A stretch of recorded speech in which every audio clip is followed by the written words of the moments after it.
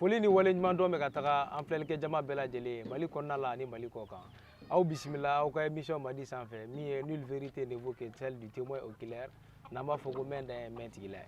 bi an ka munumunu na an y'an ka minɛnw cɛ bi ka na bisimila minɛ Charlie de fɛ Charlie an n'ale de la ka jɛmukan kelen kɛ ka tɛmɛ an b'a dɔn ale tɛ mɔgɔ dogolen sabula an tɛna na k'an bɛna présentation kɛ Charlie la bilen ni min bɛ fɛ ka Charlie dɔn Charlie ye min ye a y'o fɔ an ye a ka jɛmukan tɛmɛnen na a ye walawalali k'o la mais an bɛ se ka min fɔ kɔni Charlie ye baarakɛla ye radio Kiledu la a bɛ émission animé radio Kiledu la an b'an ka partenaires bɛɛ lajɛlen fo Mali kɔnɔna na ale Mali kɔ kan aw minnu tɛ sɛgɛn an ka jɛmukan ninnu partager la aw minnu bɛ suggestion k'an ye an ka baara taabolo ɲuman na an b'aw bɛɛ lajɛlen fo ka tila ka yira aw la k'an n'aw bɛ ɲɔgɔn fɛ o kɔfɛ jɛmukan yɛrɛ jukɔrɔma dondonbagaw an b'u fo kosɛbɛ kosɛbɛ n'o ye agence Al Moustour o kɔfɛ ani clinique bana jigi kari la n'o ye Elhaj Umar Karabɛnta ka yɔrɔ ye donc olu de bɛ jɛmukan ninnu jukɔrɔma dondon pour que aw bɛ se ka ja ninnu sɔrɔ depuis aw sigiyɔrɔw la wa an b'a ɲini aw fɛ an ka émission in ni a y'a sɔrɔ aw mana kɛ fan o fan fɛ aw k'aw jija partager la kosɛbɛ sabula partager nafa ka bon kojugu ni e y'a partager e bɛ kɛ sababu ye mɔgɔ min tɛ kunnafoni dɔn o bɛna bɔ dɔ kalama donc an b'a ɲini aw fɛ aw k'an ka ja ninnu partager Charlie an b'i fo bi an bisimilali la an bɛ tila ka dakuruɲɛ fila foli ɲini i fɛ i k'o kɛ an filɛbaga jama bɛɛ lajɛlen ye Mali kɔnɔna la ani Mali kɔ kan. Yes, I. Shafa Benja. Thanks and praises to the Most High. Jah Rastafari. Yes, I. Aw bisimila. Okay. Donc ani Charlie ka masala bɛna boli min kan bi o tɛ dɔwɛrɛ ye thème ba 4 de b'an bolo bi an bɛna kuma an ka jamana faamaw n'o ye forces armées maliennes ye olu ye intervention dɔ kɛ Mura donc intervention in tɛmɛnen kɔfɛ kuma caman fɔra Mura ko la bɛɛ y'i ta fɔ fo jamanaba damadɔ y'a ɲini k'a fɔ ko ka enquête indépendante yɛrɛ ko k'o kɛ an bɛna kuma ale kan o kɔfɛ an bɛna kuma an ka jamana ministre des affaires étrangères n'o ye Abdoulaye Diop ye sabula an b'a dɔn k'a fɔ France 24 ani RFI olu suspendé don Mali fɛ k'u ka jɛmukan a tɛ bɔ jabaranin na a tɛ tɛmɛ an ka nɛgɛjuru siraw fan si fɛ k'ali a kɔnnanen don ni mɔgɔ min y'a minɛ bila i ka bɔlɔlɔw sanfɛ donc k'i bɛ se ka ɲangi a kama jamana autorité mɔgɔw ye sariya ta o kama mais o la an y'a ye k'a fɔ an ka ministre Abdoulaye Diop ale bɔra ka taga RFI la entretien accordé n'olu ye a maliyɛn bɛɛ dabali ban maliyɛn bɛɛ y'i ta fɔ a kan Charlie hakilina mana kɛ min ye o la a bɛ n'o fɔ an ye o kɔfɛ an bɛna kuma tuguni an ka jamana jɛkulu dɔ bɛ yen n'u b'a fɔ ko M5 RFP olu de ye wulikajɔw sabati kabini Laji Burama tile la k'ale ka fanga dafiri pour que fanga yɛlɛma bɛ se ka na o fanga yɛlɛma nalen kɔfɛ an ye k'a fɔ fanga jaso wɛrɛ tilala ka kɛ ka Bandaw Boye ani Mukutari Wan ka premier ministre ɲɛma k'o di M5 RFP mɔgɔw ma bon an tilala ka na ye tuguni sisan furugu ni kɛlɛ suguya bɛɛ bɛ M5 RFP kɔnɔna la Choguel Kokala Mayiga ani un certain Touré donc a kumaw cayara kosɛbɛ comité stratégique kɔnɔ Charlie hakilina ye min ye o la a bɛ n'o fɔ a ye o kɔfɛ an bɛna kuma vie chère fɛnɛ kan sabula an bɛ sunkalo la fɛnw bɛɛ prix yɛlɛnna donc an bɛna kuma o kan an bɛna walawalali kɛ an ni Charlie an ka masala kɔnɔna la Charlie ni ne kun ye an bɛna kuma min kan bi donc an ka masala daminɛ ye jumɛn o ye Mura donc an ka jamana forces armées maliennes u ye wulikajɔ kɛ Mura donc a yirala k'a fɔ k'u ye terroriste mɔgɔ 200 ani mɔgɔ 3 yɛrɛ k'u y'o faga dɔw yɛrɛ y'a yira k'a fɔ ko a ka ca n'o nin bɛɛ ye Charlie kuma caman fɔra Mura ko la Faransi wulila ka tila ka taga ni droit de veto dɔw ye fo Chine ni Russie ye sira bariw ɲɛ a ko la o kɔfɛ fɛnɛ Antonio Guterres ninnu ye lakaleli kɛ k'a fɔ ko MINUSMA mɔgɔw bɛna enquête indépendante dɔ kɛ pour que u bɛ se k'a dɔn Mura ko in civils de sara wa walima ninnu de sara wa an yɛrɛ y'a ye k'a fɔ an ka jamana politique ɲɛmɔgɔ dɔw yɛrɛ tilala ka bɔ tuguni ka essayer k'a yira k'a fɔ fagali minnu kɛra ko armée ye min kɛ a ma ɲɛ olu ye kuma caman fɔ hali n'a sɔrɔ a dɔw yɛrɛ bɛ boli la donc Charlie yɛrɛ hakilina ye jumɛn ye o ko la.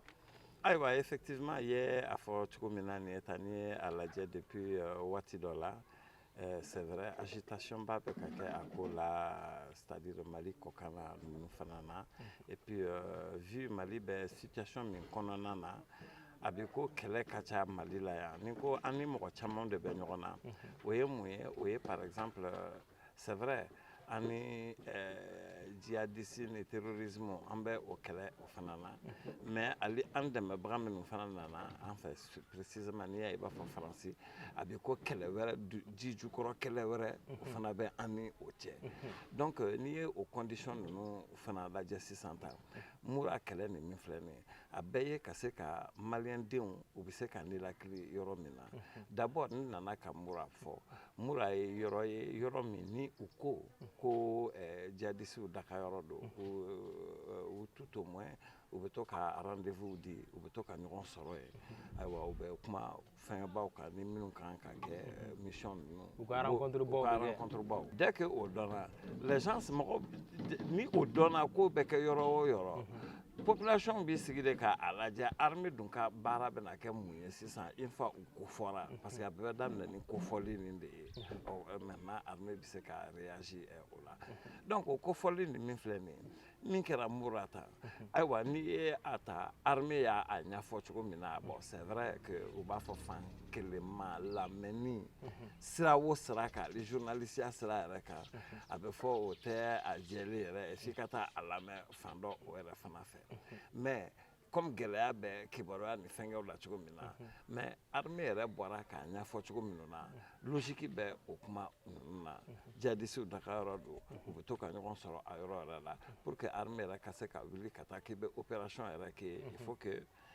kalan ka kɛ o ko ninnu na donc o min filɛ ye maintenant intervention kɔnɔna na tout type d'intervention de ce genre diɲɛ yɔrɔ o yɔrɔ la an ye a mɛn ko intervention chirurgicale ou bien frappe chirurgicale an y'olu mɛn quoi mais jamais diɲɛ dugukolo kan yɔrɔ si on a vu des frappes chirurgicales c'est-à-dire i n'a fɔ kɛlɛ kɔnɔna na k'a jate minɛ jugu ni aw bɛ min nɔfɛ ani ennemi ka se ka o bɔ ɲɔgɔn na quoi ka fɛnkɛ kɛ bon maintenant comme a bɛ fɔ frappe chirurgicale bɛ yen mais a nana ye que frappe chirurgicale ko nin tɛ tiɲɛ ye koyi plutôt on va parler de dégâts collatéraux o dégâts collatéraux o ye mun ye o ye de kɛlɛ fan fɛ i n'a fɔ ni ko ko précision au laser i bɛ o la i n'a fɔ i ka appareil bɛɛ laserw de o de ye précision baw ye quoi donc o bɛ yen cogo o cogo a fɔra sisan ko dégâts collatéraux bɛ yen ko o ja o frappe ninnu o tɛ a bali que ni dɔw bɛ bɔ ou bien a bɛ se mɔgɔw ma minnu a ma dabɔ minnu kama quoi an y'o ye Bosnie Herzégovine an y'o ye Irak an y'o ye diɲɛ yɔrɔ bɛɛ la kɛlɛ bɛ yɔrɔ o yɔrɔ la bon maintenant a bi ko tuma dɔw la Mali ka fait et geste c'est-à-dire ale bɛ fɛn fɛn kɛ k'a b'a waleya a bi ko diɲɛ bɛɛ jɔlen bɛ ka o de lajɛ ou bien communauté internationale même ni ko communauté internationale précisément i b'a ye Faransi bɛ o communauté minnu ɲɛ c'est vrai Faransi de ye bi Union européenne président yɛrɛ ye donc Faransi yɛrɛ bɛ se ka kuma i b'a fɔ Union européenne bɛ tɔgɔ la cogo dɔ la en tout cas olu ka danaya bɛ a kan même ni anw ka danaya t'a kan anw b'a dɔn u bɛ manamana ko dɔw la jijukɔrɔ ko ninnu dɔw la yan même ni u b'a dɔn olu b'u datugu a kan mais o ye olu ka kunko de ye donc a kobalama mɔgɔbalama de bɛ olu cɛma fana en tant que puissance aussi quoi bon maintenant min ye anw ka côté Faransi yɛrɛ nana ka combien de temps kɛ ko ma bɔ ko la dégâts collatéraux ni min yɛrɛ fana filɛ nin ye parce que nin min filɛ nin ye a bɛ inscrit i b'a fɔ dégâts collatéraux ye mun ye na a bɛ fɔ parce que jihadiste dɔw tora a la hali ni ko sa ko a fɛnkɛ kɛ ninnu kɛn tɛ ko génocide ou bien k'i binna village dɔ mɔgɔw de kan quoi k'i ma bin jihadiste kan k'i b'i binna dugula mɔgɔw de kan o cas o tɛ nin ye maintenant i tɛ se fana militairement a ka gɛlɛn k'a fɔ ko i tɛ mɔgɔ minnu dɔn an bɛ guerre asymétrique ninnu de kɔnɔna na o de ye kɛlɛ ye sa kɛlɛ min mɔgɔ tɛ min sifaya dɔn parce que kɛlɛ kɔrɔ kɛlɛ fɛngɛ ninnu guerre minnu bɛ kɛ conventionnel olu tɛ nin ye quoi i n'a fɔ kɛlɛ bɛ kɛ cogo min na ka kɛlɛkɛcɛw jɔ ka armɛw jɔ marama fɛn ni fɛn b'a bolo o tɛ nin mais nin ye de kɛlɛkɛlaw bi ɲagami mɔgɔw la kɛlɛ bɛ kɛ bɔlɔnw kɔnɔnaw na u bɛ tiɲɛni ni fɛnw fana kɛ o de ye guerre asymétrique ye donc o senfɛla la Mali yɛrɛ an bɛ se k'a fɔ Mali yɛrɛ ye min kɛ a ko yɛrɛ la n ko i tɛ se k'a kɛ ko ni ma bɔ ni bɔli a la o bɛ sɔrɔ min fɛ o bɛ sɔrɔ juguw fana taar'u kolokolo yen mɔgɔ olu la n'an ma se ka olu dénoncer o bɛ faamuya parce que o b'aw cɛ ma farati fana dan don parce que armée ka weleli ko kelen o tɛ armée lase i ka yɔrɔ la jɔn yɛrɛ fana bɛ armée wele o tɛ armée lase i ka yɔrɔ la n yɛrɛ y'a mɛn murata nin kɔfɛ ko dɔw yɛrɛ ye kuma na fɛnw na k'u tilala k'o mɔgɔw o djihadistes tilala ka olu mɔgɔ dɔw yɛrɛ o fana faga donc i b'a faamuya que population le fait ka tɛ se ka coopérer armée fɛ tout de suite ka sɔrɔ a ka d'a ye ani djihadistes man di u ye u tɛ se ka ko lankɛnɛya la cogo sugu dɔ o fana na donc mais o bɛ renseignement o bɛ o ko o sumaya mais tout de même a mana kɛ cogo cogo i b'a ye que o renseignement kelen nin fitinin nin o de y'a to armée yɛrɛ sera k'i mobiliser fo ka se ɲɛna o kɛlɛ nin na u ye hélicoptères ni avions ni fɛn min mobiliser Namada la n'u y'a mobiliser kɛlɛ tun tellement que objectif tu ye min ye sa il faut quand même ka se ka i seko ni damayira yɛrɛ yira pour une fois que u nana ka yɔrɔ nin sɔrɔ parce que u bɔra yɔrɔ caman na ka na bon maintenant min ye k'a fɔ ko armée i b'a fɔ i bɛ jigin armée na o bɛ dépend i b'i situé camp min de la n'i b'i situé maliyɛnw ka camp na i b'i situé population binkanni bɛ population ka yɔrɔ minnu na i bɛ taa ni dégâts collatéraux de ye mɔgɔ tɛ se k'i kale k'a fɔ ko mɔgɔ gansan fana n'i tɛ se ka bɔ nin na mais très souvent o tɛ koba ye par rapport daga min ni i sera ka wuli ka bɔ mɔgɔw da la sacrifice bɛ sɔrɔ o de senfɛla la hali o yɛrɛ la n ko sɔrɔsiw yɛrɛ dɔ fana tora a la an ka sɔrɔsi dɔw ye c'est à dire i tɛ se ka ko kɛ ko fɛnkɛ tɛ a la quoi maintenant k'i acharner armée de kan Mali armée de kan directement o fana b'a yira i bɛ kan min fana fɛ quoi i bɛ yɔrɔ jumɛn fɛ Mali ni minnu bɛ ɲɔgɔn na bon i y'a ye wa o fana bɛ o yira quoi n'o tɛ ne ɲɛ tɛ acharnement yɔrɔ la droit de l'homme bɛ fɔ fan bɛɛ fɛ mais ninnu minnu bɛ yen que ce soit les Américains, que ce soit les Français, à quelqu'un anglais, à quelqu'un russe, hier, quand intervention ni fɛn kɛra yɔrɔ min na ko tiɲɛni a ma kɛ maintenant nin tɛ tiɲɛni fɔlɔ min b'an fɛ yan nin tɛ tiɲɛni fɔlɔ ye diɲɛ kɔnɔ o n'a ɲɔgɔnnaw min bɛ deli k'a kɛ mais an kana exagérer kɛlɛ bɛɛ la nin bɛ a bɛɛ la n'i y'a fɔ kɛlɛ yɛrɛ de la ko civilement sa o de bɛ se ka mɔgɔ bali o de bɛ se ka mɔgɔ dabali ban o dégâts collatéraux ma kɛ a la o de kan ka mɔgɔ dabali ban an ye k'a fɔ Faransi ye nin ɲɔgɔnna wale dɔ kɛ ka tɛmɛ sabula n'i y'a jateminɛ an ka jamana kɔnɔna la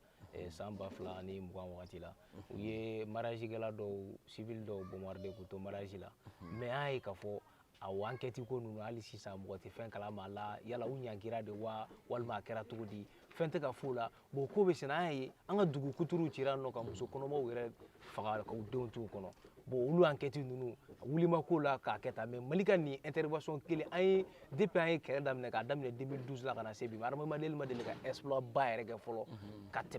ka se nin yɔrɔ la mais pourquoi tout ça la pourquoi ninnu bɛɛ bɛ wuli nin wagati in na k'a fɔ k'u b'an ka armée nankari a n'a ka fara an ka politiciens kan hakilina jumɛn bɛ wolo ka d'u bɛɛ ma bon i ye min fana ta fɔ je crois que kan bɛ bunti ta nin de ma min kɛra bunti français yɛrɛ n'u ye a fɔ ko kɔɲɔkɛlaw olu tun bɛ yen bon en effet ne t'a fɔ n bɛ n bila a fɛ dɛ a bɛ se ka kɛ hali kɔɲɔkɛlaw yɛrɛ fana tun tɛ parce que de toute façon filaduguw de la djihadistes u bɛ fɛrɛ ka u organiser u bɛ fɛrɛ ka ko caman kɛ sans pour autant dire que ko filaw bɛɛ ka i n'a fɔ u diyaɲɛ ko don quoi o n'o o tɛ fan kelen fɛ filaw bɛɛ ka diyaɲɛ ko tɛ nin ye bon o min kɛra a bunti c'est dommage parce que commandement militaire bɛɛ tun bɛ tubabuw de bolo a tuma la a n'a tuma la Sadio de tun bɛ sɔrɔ yen wa quoi a ɲininkali a bi ko a y'i mɔrɔmɔrɔ Français kɔrɔ ka tila k'a fɔ ko Français ni anw bɛɛ de bɛ baara la ɲɔgɔn fɛ mais i b'a dɔn a la que a ma walan quoi a kɛlen k'a ɲininkali ko Mali ni Mali bɛ a kalama ani Mali ta yɔrɔ tun ye jumɛn ye i b'olu sant'o la bon bref olu ti koba ye o kɛlɛ la nin bɛɛ bɛ a ko o kɔnɔna na mais but ye mun ye laɲini ye mun ye o de ye i n'a fɔ un jour fɛn min bɛ ka nin kɛlɛ nin kɛ mɔgɔ tɔɲɔnenw n'u fagalen no fɛn min bɛ kɛ o ka se ka ban a tɛ ban nin saraka ninnu de fana mais est ce que u ni b'a la k'a fɔ ko ka sira d'olu ma olu ka taga enquête kɛ u n'an ka jamana ɲɛmɔgɔw bɛ ɲɔgɔn sama la e yɛrɛ bolo est ce que sira kan ka d'u ma bon sira ka d'u ma sira kana d'u ma sira bɛ se ka d'u ma ne ni an ka mɔgɔ o dɔ don o ye de k'i yɛrɛ bila mɔgɔ i ni min bɛ ɲɔgɔn na c'est à dire i ti kaɲa ma quoi i b'i bila a sanfɛ quoi pas que i ka fisa n'a ye sa mais i bɛ se ka o bila parce que n'i ma o fana kɛ tuma dɔ la a bɛ kɛ i b'a fɔ tiɲɛ de bɛ sɔrɔ ko ninnu na ko a tɛ filɛ bɔrɔ kɔnɔ fɛn tɛ filɛ i y'i kali cogo o cogo mɔgɔ b'a fɔ fɛn dɔ de don mɛ kɛlɛ ni a tagacogo ne tɛ jɔyɔrɔ nin sugu la o ne b'u bila u ka na mɛ min fana bɛ dugu kɔnɔna ni fɛnw na dugukɔnɔmɔgɔw fana bɛ se ka olu ɲɛfɔ u ye maintenant ne y'a fɔ i bɛ mɔgɔ minnu na kuma ko ka kuma médiaw kan ne y'olu de ciblé tiɲɛni kɛra mɔgɔ dɔ ka du kɔnɔ ni e taara o fan fɛ a den tora a la a n'a den tun bɛ jihadisiw fɛ misali don quoi n'o o tɛna fɔ k'ale den ye jihadisi ye o wa o bɛna fɔ ko bin kɛra den kan o b'a fɔ yɛrɛ k'ale den yɛrɛ tɛ jihadisi ye o bɛ fɔ e dunna ye sisan ɲininkali la n'a y'a sɔrɔ k'a sɔrɔ dugukɔnɔmɔgɔw b'a dɔn min ye min ye mɛ e taara e kunfɛ e taara o ɲininka olu ye minnu de ma ne y'o ɲɔgɔn damatanw fana ɲininkali kɛ o e bɛna bɔ ni mun tiɲɛ e bɛ bɔ ni olu ka tiɲɛ de ye donc a bɛ fɔ ko preuve bɛ yen ko u binna mɔgɔw kan mɛ an k'a kɛ ale ka bin mɔgɔw kan o tuma o mɔgɔw olu sera k'u yɛrɛ sɔrɔ cogo di olu yɛrɛ sɔrɔ kɛlɛkɛyɔrɔ ninnu na cogo di de an k'a kɛ mura bɛɛ yɛrɛ fana ye nin waati nin na a fɔra ko ɲɔgɔn kunbɛnba o yɛrɛ fana bɛ yen ayiwa u ni minnu don ko jihadisiw de fana bɛ na o yɔrɔ la c'est que a bɛ kɛ o tuma chance tun tɛ olu ka o mɔgɔw la dɛ c'est que o fana tun ma donna jihadisiw la kojugu pour que ko dɔw k'i sɔrɔ champ de bataille fana kan quoi n ko caman fagara o fana na o bɛɛ tɛ jihadisi ye ko ye mais a bɛ arrivé tan mɛ kɛlɛ tun bɛ jihadisiw de nɔfɛ wa caman na i b'a sɔrɔ jihadisiw de caman tora a ko yɛrɛ la olu de ka force anéantira quoi ka dantigɛ kɛ ka dan siri olu ka fanga la donc an y'a ye an ka politiki ɲɛmɔgɔ dɔ bɔra ka essayer ka intervention in kɔfɛ ka kuma caman fɔ an ka forces armées maliennes kan bon est ce que nin y'a wagati ye an ka essayer ka an ka faama ninnu ka baaraw lagosi bon en fait n'i ko communication ye fɛn dɔ fana ye communication a tiɲɛnama fana o ka ɲi parce que kɛra i ka jamana fɛ cogo o cogo i tɛna nkalon fana tigɛ k'a fɔ ni digi b'i ka jamana la ka se i ka jamana tigɛ sanfɛ o bɛ wele de ko propagande anw bolo anw yɛrɛ saw de ka propagande mɔgɔ kana fɛn dogo i ka jamana den na o bɛ position min na i bɛ o fɔ ni min bɛ sanfɛla la o to o lajigin o to o fɛnkɛ o ni bɛ duguma fana ali ka position fɛn ma dɔn o tɛ se k'i layɛlɛn o donc a ko bɛ o cogoya de la nin kuma nin min fana filɛ nin ye ne nana k'a lajɛ i ye min fɔ an ka politiki mɔgɔ min filɛ nin ye ni o ye nin o min yɛrɛ filɛ nin ye o fɔlɔ de est ce que o tɛ mɔgɔ fɔlɔ fɛ min yɛrɛ nana k'a fɔ ko faransi ka taa ka bɔ an fɛ a delila k'a fɔ maintenant ne bɛ o bila minan min kɔnɔna na o t'a bi ko kɛlɛ personnel de i b'a fɔ ani premier ministre o cɛ voilà a hakilina dusu ye a kɛɲɛ ni dusu y'i kɛɲɛ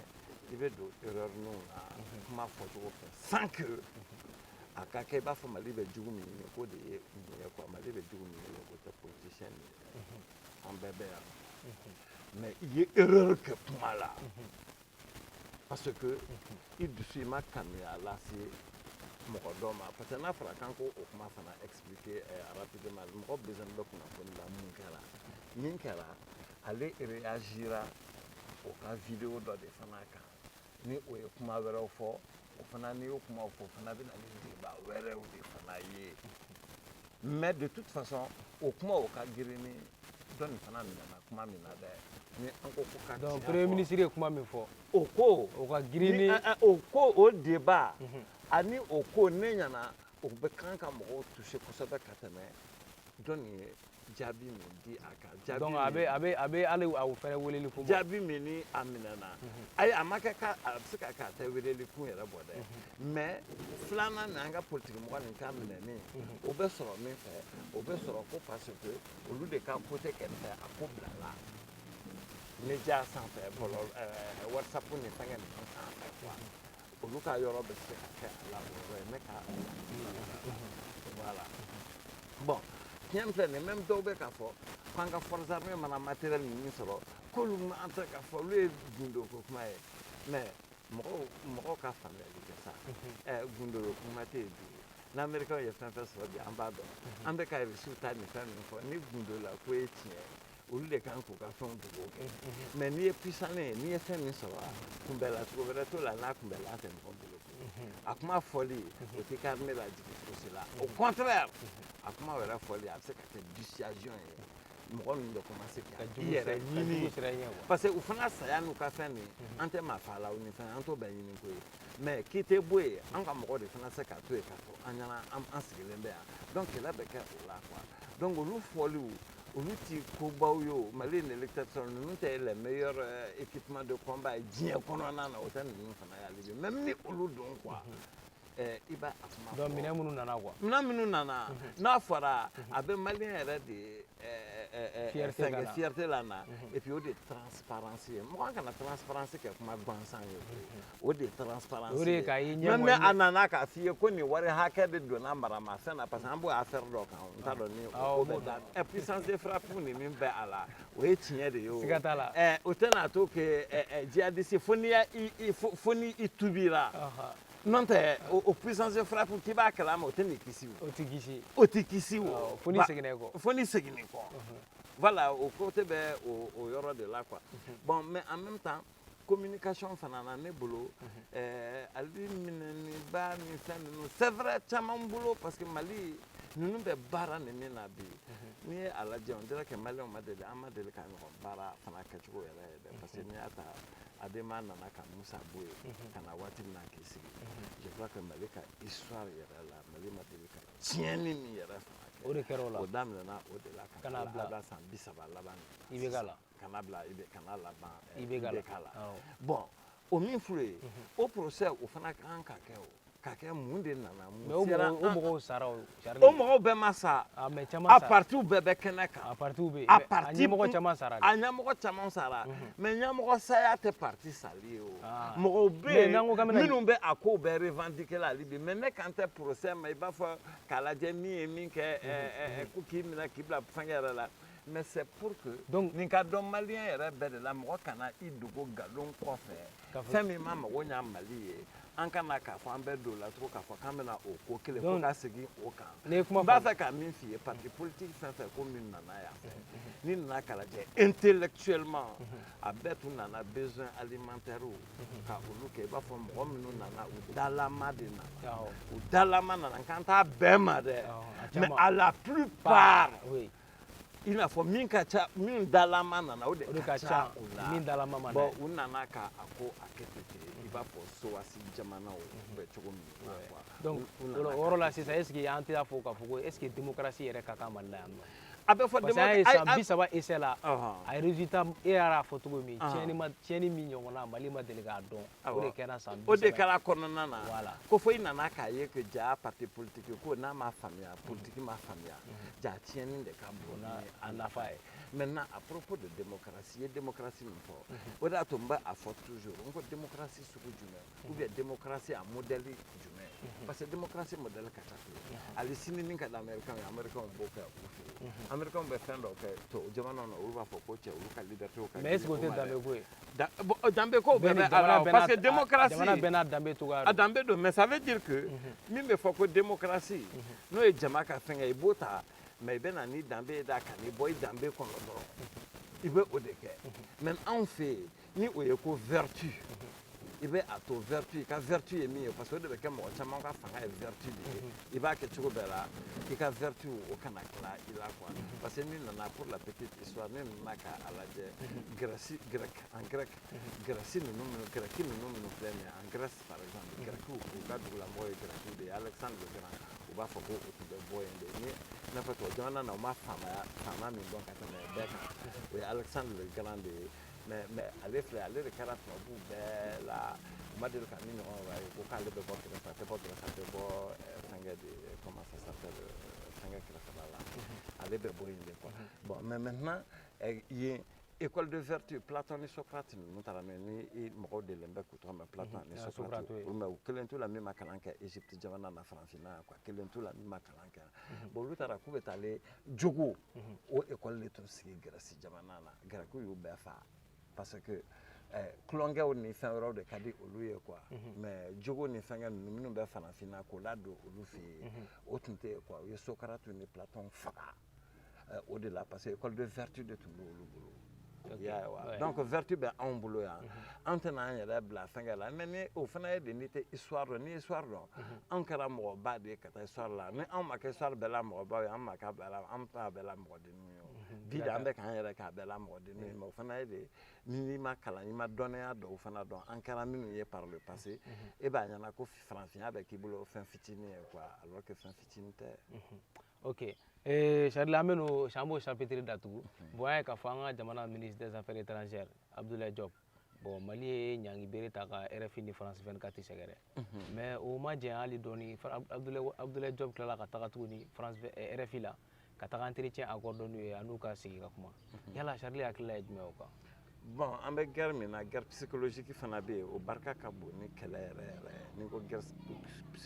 psychologique maintenant il s'agit i b'a fɔ guerre de communiquer bɛ o la ani minnu bɛ kuma minnu fɔ yanfɛla la en la matière an ye an ka souveraineté yira i n'a fɔ min ye faransi ye a ka kuma ou bien a bɛ manamanakan dɔw fɔ an tɛna a kun tugun a tɛ fɔ anw kɔni ka dugu yɛrɛ la mais je crois que le Mali gagne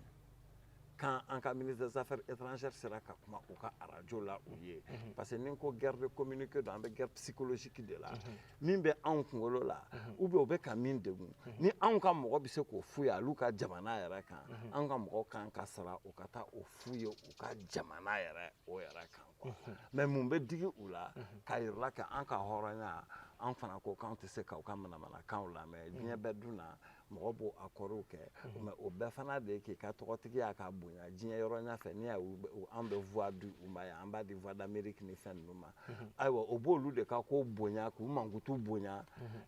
ni o mankutu min bonya ni fosi tɛ se anw ma fo a kɔlɔlɔ n'o tɛ o bonya tɛ se la anw ma o donc o bonya min filɛ n'i nana ka i ka mɔgɔ de bali ko wa i tɛna o bonya o sɔrɔ ne kɛ nin fɛ yan parce que bɛ min fɔ a man di ye n'a ye fana diya ne t'a fɛnkɛ est ce que anw yɛrɛ bɛ lamɛn ni ressortissants maliens yɛrɛ ni fɛnkɛw tɛ tubabu jamanaw ni fɛn ninnu na ni Amérique est ce que ninnu yɛrɛ bɛ anw ta yɛrɛ parce que barrière linguistique barrière la langue yɛrɛ fɔlɔ o bɛ o bali donc n'i y'o kɛ tan o ye de ka point marqué k'a yira ko i fana bɛ diɲɛ kɔnɔ quoi k'i fana bɛ exister i bɛ décision dɔw fana ta de rétorsion olu bɛɛ bɛ se ka kɛ fana quoi maintenant ni o bɛ o cogoya la nin dɔ in taara a ye kuma jumɛn fɔ o de bɛ lajɛ sisan n'a ye kuma min fɔ ni an bɛ kuma kelen min fɔ yan ni o de bɛ gan faransi la n'a taara segin olu kuma kelen sugu de kan n bɛ gan faransi la je crois que an bɛ gagnelen point de la et en diplomatie encore quoi maintenant olu t'a fɔ yɔrɔ de tɛ yan anw fɛ yan maintenant anw sera k'a fɔ diɲɛ bɛɛ ye olu yɛrɛ ka antenne na c'est des points parce que bɛ min fɔ f'i ka communiquer de transparence fo diɲɛ yɛrɛ fana ka dɔn min de bɛ sen na parce que o manque de communication de ye a to yan fɛn caman nana k'a fɔ anw ma o manque de communication de y'a to gouvernement caman tɛmɛna anw yɛrɛ fɛ yan parce que ko bɛɛ tun jɛlen fana tɛ dugumala la donc u tɛ communiquer n'i bɛ communiquer ko jɛlen don siga t'a la voilà ok Sari an bɛ na tuguni an ye k'a fɔ an ka jamana politique jɛkulu dɔ bɛ yen u b'a fɔ o ma ko M5 RFP bon association ni parti jɛkulu caman kɛlen don ka fara ɲɔgɔn kan kɔnɔna la bon an ye k'a fɔ nin wagati laban in kɔnɔna la kɛlɛ juguyalen don ni ɲɔgɔn cɛ trop est ce que nin wagati ye premier ministre kɛ wagati ye k'a fɔ k'a bɛ t'i sen don nin fɛn ninnu na. Bon, en effet, ni nana k'a lajɛ min bɛ Mali la yan bi parce que ni nana k'a lajɛ équipe min bɛ yen équipe gouvernementale min bɛ yen ni Choguel de bɛ o kunna sisan an bɛɛ b'a dɔn Mali la gɛlɛya min bɛ a sugandira cogo min na ka yɛlɛ a bi ko Asimiw ayiwa sɔrɔsiw nana maa minnu tun ka kan n'a ye n'u ye kɛlɛ bɔ en tout cas n'u y'u jɔ kɛlɛ kunyanfan fɛ olu ma dɔw yɛrɛ tun ɲɛna ko nin tun ye fanga tarakilen ye ka olu sen bɔ a la mais après sɔrɔsiw yɛrɛ tilala ka na ka bonya da u kɔrɔ donc la rectification ka da u kɔrɔ ayiwa RFP de M5 RFP o bɛɛ de ye Choguel kɔni choisira o tun b'a fɛ ka o di maintenant entre Choguel ani M5 RFP gouvernement ye a ɲini M5 RFP de fɛ ni M5 RFP ye Choguel di bon je crois que o ye gouvernement o ta fanfɛla ye normalement Choguel sera k'i sen bɔ kuluko ninnu ni fɛnninw na parce que a bɛ niveau min na n ma président y'a fɔ chef d'état y'a fɔ niveau tɛ nin yɔrɔ in na chef de gouvernement c'est vrai chef de CNT olu fana fɛngɛ wɛrɛw ye mais minnu bɛ baara yɛrɛ la i tɛ se ka échelon sɔrɔ k'i bolo don aux affaires ka tɛmɛ chef de gouvernement ya o kan bon mais mɔgɔ kɛlɛ fana o bɛ an fɛ yen dɛ mais mɔgɔ kɛlɛ b'an fɛ yen mɔgɔ kɛlɛ fana a kun b'a la tuma dɔw la dɛ dɔw b'u jo fɛ a ko la tuma dɔw la dɛ mais ko dɔw kɔnɔna na n b'o fɔ mun fɛ ni mɔgɔ ma deli ka kɛ kuntilenna kelen ye aw ye k'aw vie bɛɛ kɛ Mali la yan aw bɛ ɲɔgɔn contredit de ni o nana c'est pas comme un coup de baguette magique ko o ko bɛ na nkɔrɔ jinɛmɔgɔ la nkɔrɔ ka sin kɔrɔ k'a yɛlɛma kɛ ka kɛ kanuya ni fɛngɛ yɛrɛ ye quoi hakili de bɛ se k'a dɔn que an bɛ waati min na an ni minnu bɛ ɲɔgɔn na o tuma tɛ an yɛrɛ dama ni ɲɔgɔn cɛ ye Mali yɛrɛ kanu kosɔn mais i ni min bɛ ɲɔgɔn na i b'a kɔnɔ tournant na an ɲuman ka bɔ transition nin fana na n'o tɛ o kɔrɔ tɛ ko a ko bila la o mais ni sera ka o kɛ o ye hakilimaya baara ye plutôt que an ni Faransiw bɛ ɲɔgɔn na k'a bi ko i ye wara yɛrɛ jogin sisan an ni Faransi ta kɛra o ye koyi ka tila ka Faransi gɛn ka wara jogin ka tila k'u ka ambassadeur gɛn k'o gɛn ka tila k'u ka soldaw gɛn k'o gɛn ka arajo ni fɛngɛ ninnu bɛ ko o tigɛ min ɲɔgɔn ma deli ka kɛ farafinna yan ale Sékou Touré ma nin kɛ mais Sékou Touré bɛ fɔ parce que Sékou Touré ka waati la ka a fɔ non Faransi ma indigènes yɛrɛ tun i b'a fɔ autochtones ni fɛnw yɛrɛ olu yɛrɛ tun tɛ sɔn ye parce que olu b'a fɔ i b'i yɛrɛ fa o parce que tubabu tun ma sirannen don ka tɛmɛ sisan kan an ye nin min yɛrɛ kɛ farafin jamana tɔw bɛ olu bɛɛ fana bɛ siran ka Mali ladege tan a bɛɛ fariyalen tɛ k'a fɔ k'i bɛ nin kɛ fana ka tila ka o wara k'o bana e ma wara tɔ lase c'est que min bɛ an kɔrɔ k'a kɛ o baara o de ka bon o kosɛbɛ n'an yɛrɛ ka kɛlɛ n'o ye ni an yɛrɛ ka kɛlɛ misɛnninw ye quoi parce que n'an ye kɛlɛmisɛnnin kɛ Faransi y'a gosi k'an sɔrɔ k'an bin duguma an yɛrɛ dama ni ɲɔgɔn cɛ bɛɛ ye fu ye Faransi de bɛ na ka sago kɛ n kɔrɔ directement o mugu tɛ an si la o b'a ka intérêt de nɔfɛ o ni an maliyɛnden si tɛ fani b'a la n'o tɛ i kana jɔrɔ i b'a to mɔgɔw ka kuma de fɛ mɔgɔw b'a dɔn min ye min ye min bɛ min kɔnɔ n'o ma kuma i b'o dɔn cogo di mais kana kɛ sababu ye n'a kumana a bɛ minɛ a dɔw bɛ minɛ kun bɔ koyi mais hakili ta fanfɛla fɛ an bolo quoi rasaya la i t'u minɛ o i b'a to u ka kuma ni mɔgɔ kumana min b'a kɔnɔ a bɛ kuma n'i ye kumana kɛ i ka dirafan bɛ ye i ka hakilina o bɛ ye mais en même temps kanuya fɛ ali an jugu tɛ dɔn mɔgɔ jugu tɛ i ni min ta hakilina ye o i jugu tɛ o mais a dɔ fɛ n'a kumana ka kuma n'a banna kuma wɛrɛ bɛɛ la a ka kuma bɛɛ la a bɛ na mun wɛrɛ fɔ mais puis tiɲɛ yɛrɛ o fana bɛ yen nkalon n'i y'a tigɛ ni tiɲɛ bɛ min t'a la nkalon tɛ se k'a fɔ k'a b'o bin tiɲɛ na fo n'a sɔrɔ tiɲɛ fana tɛ i t'a la i bɛ jɔrɔ mais n'i bɛ tiɲɛ de kan o jɛlen don ala filɛ nin ye a ja o ɲɛ bɛ bɛɛ la quoi i tɛ jɔrɔ hali ni mɔgɔ ye nkalon da i la a nkalon b'a yɛrɛ de affaibli quoi a bɛ e bonya au contraire a bɛ e la bonya mais kana a empêcher a k'a fɛla fɔ i ma ye i mana fɛla fɔ mɔgɔ ma n'a y'a kɛ tiɲɛ les gens ont de la peine k'a fɔ k'u bɛ continuer ka e lamɛn quoi a ka gɛlɛn quoi wa hakili bɛ bɛɛ kun fana dɛ hakili bɛ bɛɛ kunna quoi ne ka point de vue au côté de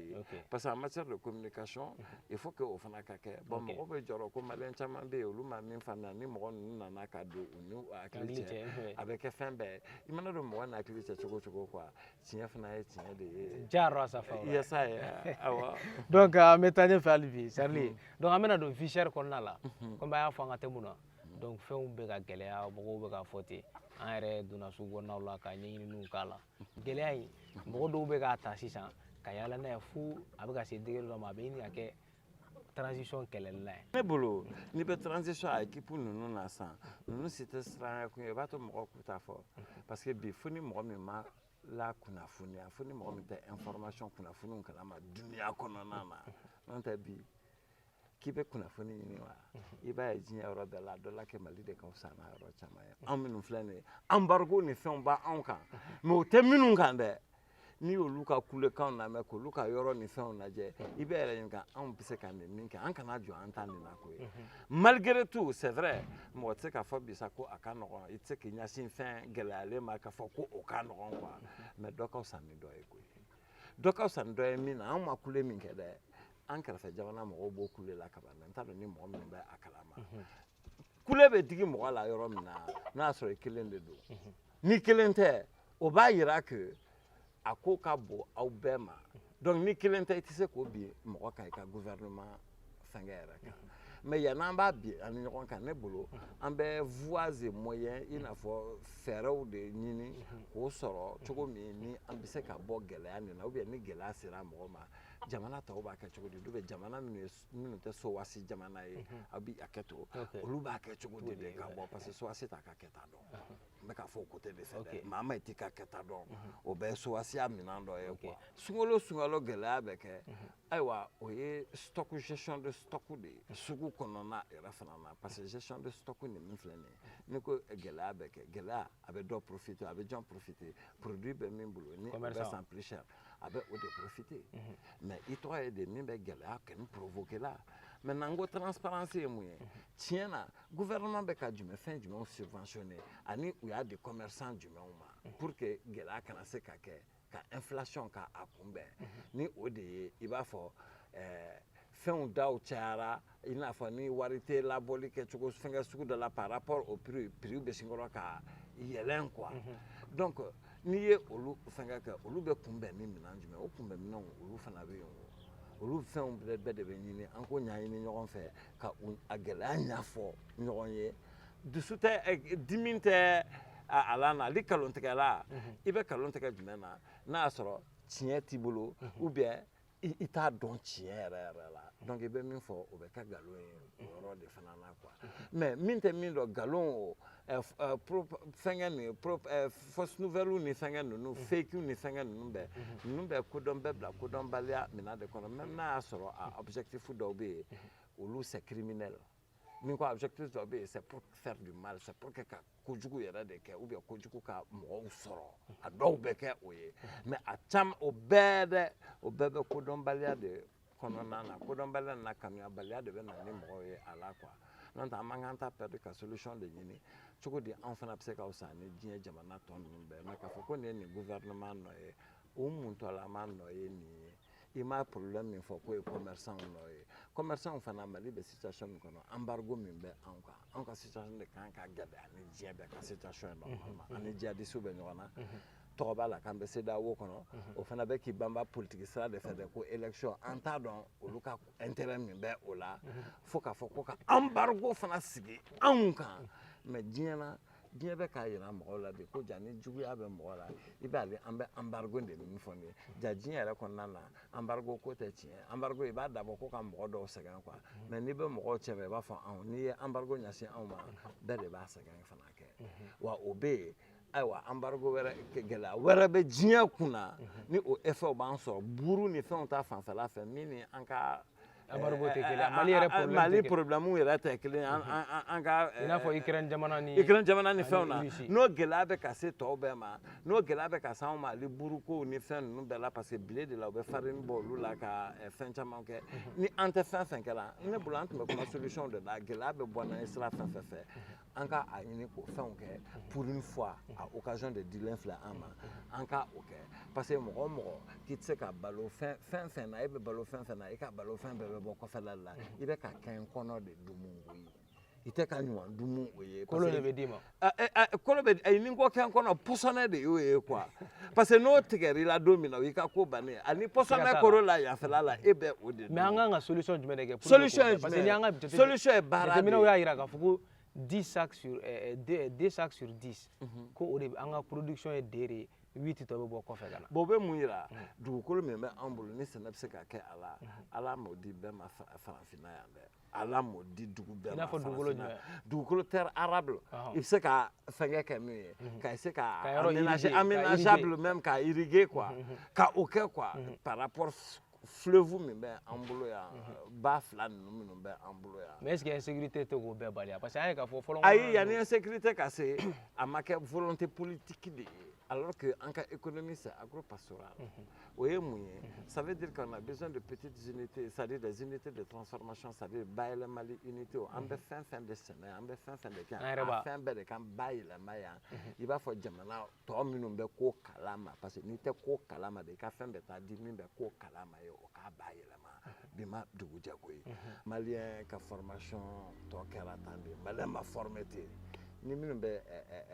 bâtiment kɛ k'u bɛ staff kɛ n'i ko togolais dɔw ko o b'i bolo mɔgɔw b'a fɔ non mɔgɔ b'i bolo n'i bɛ tôlerie kɛ ou bien mécanique kɛ n'i ko ghanéen dɔ b'i bolo non mɔgɔw bɛ sɔn i ye n'i bɛ tailleur ni fɛnkɛw la n'i ko sénégalais non mɔgɔw bɛ sɔn i ye fɛn na mais malien ta ye min ye i bɛ bɛn ni malien de ye malien b'a fɔ k'ale bɛ se nin bɛɛ fana la ale kelen bɛ nin bɛɛ kɛ n'a bɛ mɔgɔ de ɲini k'a sous-traiter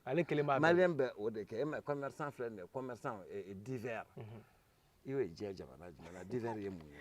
Ça veut dire que tu ne veux pas prendre de responsabilité. Et non, tu es Jago Benyassi. Mais divers. Ça veut dire que même avion sans quoi est présent, avion sans quoi. Ou peut do à qu'on ait divers euros. Il va de fin de lutte pour gérer quoi. Ouais. C'est la même femme. Donc avec Malawandi ma comme j'aimerais sera à Koudiarola. Oui. Je crois que Mali Galaya. Toujours est-il que nous allons dire parce que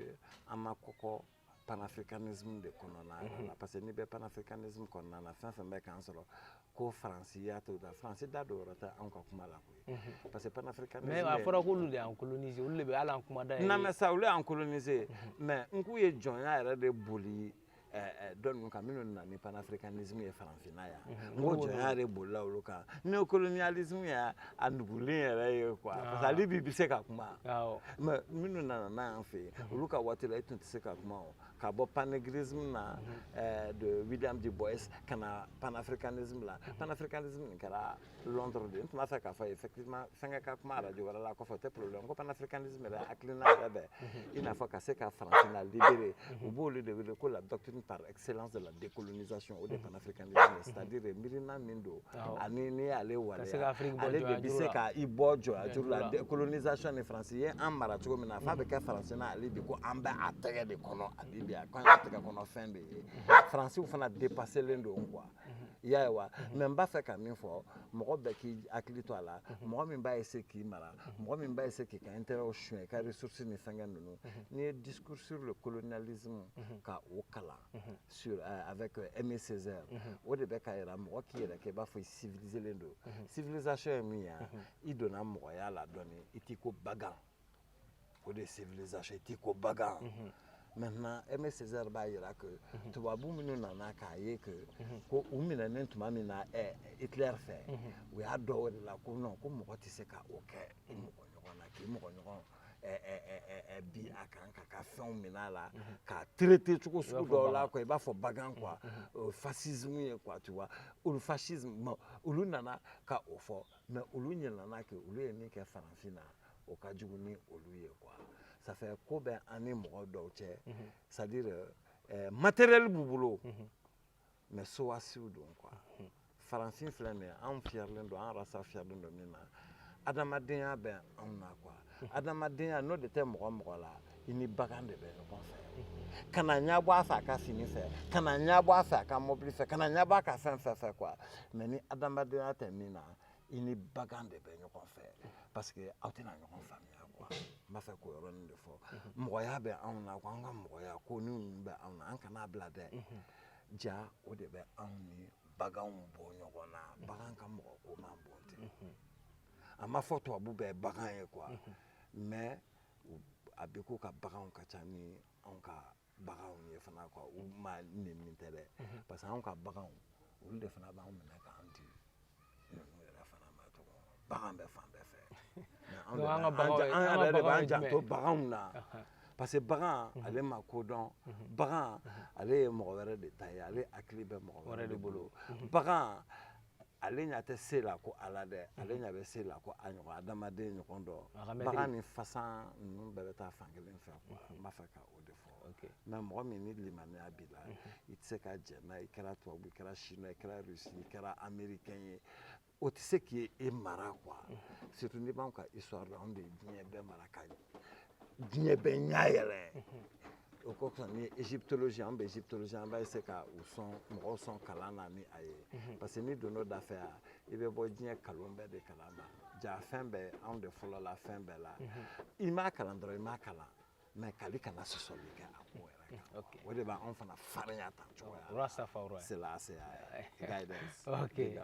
Shafa Benja yes I non vraiment mi fo wulare na bismillah fɛ vraiment émission a kɛra wasaba ye an kila an filɛlikɛlaw a ye wasa ni nimisi wasa a bɛɛ lajɛlen sɔrɔ Charlie ka intervention in na an y'a fɔ an ɲɛna cogo min an ni Charlie de tun bɛ ɲɔgɔn bolo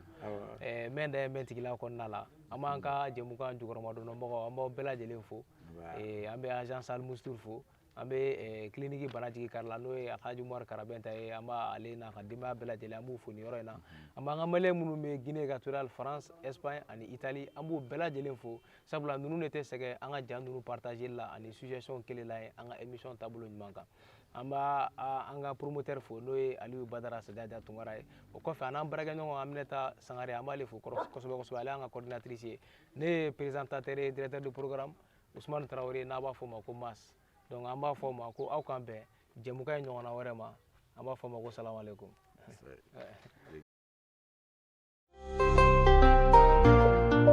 Chers nouveaux bacheliers et chers parents voulant prendre à demain l'avenir universitaire de leurs enfants, encore cette année, l'agence Al Moustur Voyage vous offre l'opportunité de poursuivre vos études universitaires avec un paiement unique pour tous les cycles au Maroc et en Turquie à moindre coût et 100% garantie. De l'inscription à l'université, de l'assistance du visa jusqu'à l'accueil, nous sommes à vos côtés du bout à bout. Pour plus d'informations complémentaires, rendez-vous directement à l'agence à prendre les fiches d'information à Sotiba Assi, avenue de l'Armée, près du rond-point du 3e pont. Pour plus d'informations, contactez le 73 71 11 11 ou allez directement sur Facebook sur Al Moustur Voyage. Al Moustur Voyage, le meilleur partenaire pour les étudiants au Maroc et en Turquie.